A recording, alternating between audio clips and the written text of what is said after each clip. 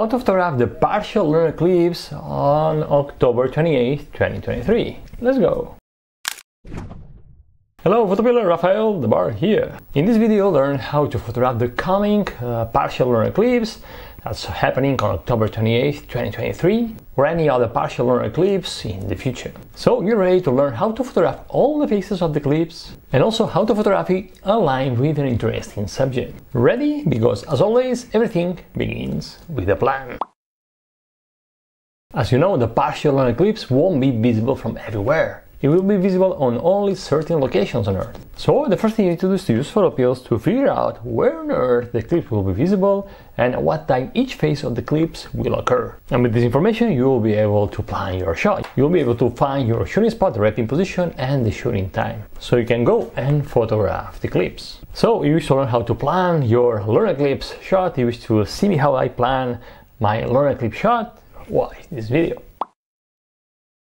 Whether your goal is to photograph all the phases of the eclipse with no foreground, or to photograph the lunar eclipse aligned with an interesting subject or landscape, you'll need the same equipment you need to photograph the moon. You'll need your tripod and head, your camera of course, and a telephoto lens. 300, 400, 500 mil or more. The longer the better. And here you have a crop sensor camera. You'll benefit of the multiplying effect on the focal length. Also, if you wish to create a composite image like this one, then you'll need a second camera and a wide angle lens to capture the path of the eclipse in the sky along with the landscape. And finally, another thing you'll need is a shutter release or an intervalometer, because the less you touch the camera, the better. You know that when you're touching the camera, and I repeated this several times in my videos, don't touch the camera because it introduces vibrations into the system, and vibrations produce blur images. So avoid vibrations at all costs.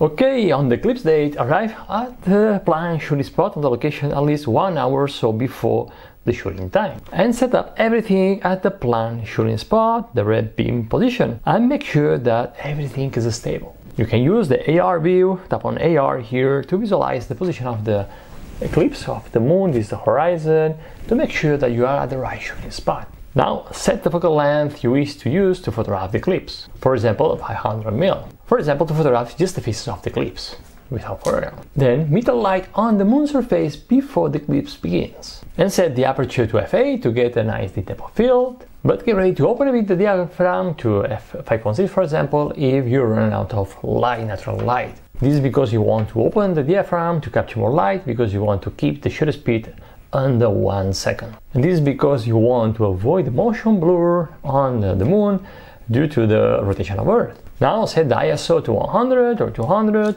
but again, get ready to push the ISO up to 400 or 800 if you're running out of natural light, to again keep the shutter speed under 1 second. Now that you've set the aperture and the ISO, set the shutter speed that gives you the right exposure on the moon. A good idea is to start with a base shutter speed of 100 divided 125 seconds. And then bracket your exposure. Usually a one-stop bracketing of 3 photos, it's enough in most cases, to get at least 1 photo correctly exposed. So bracketing is super important. Now make focus on the moon. And if you're photographing the eclipse aligned with an interesting subject, make focus on your subject. Then take a test shot and check that the moon, or both the moon and your subject, are in focus or acceptably sharp. By the way, there is an easy way to make sure that you're using the camera settings, the right camera settings, to get both the moon and your subject in focus.